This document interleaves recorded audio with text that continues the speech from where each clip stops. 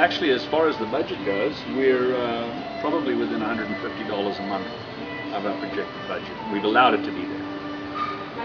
We know that with a small squeeze we could be within budget, and we eat out. Well, you should talk about what happened.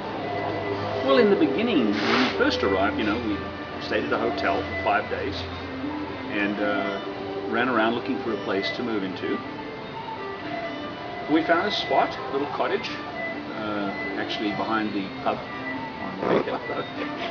And we stayed there for a week. It was great, but no cooking, so we were outside eating on the street or in restaurants 3 meals a day.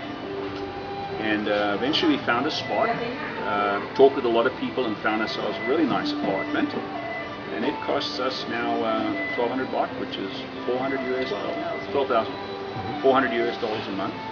It's a nice bedroom with a balcony off the bedroom and entry balcony, so we get a breeze through.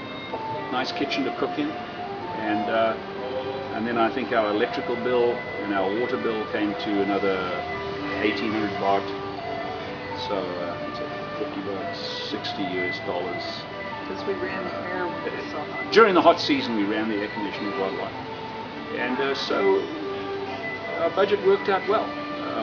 Since we started doing a lot more cooking at home, clearly the way to go. Although it's nice to eat on the street, we like that one. And so the apartment is great. And now the next decision will be to rent a house. So we'd like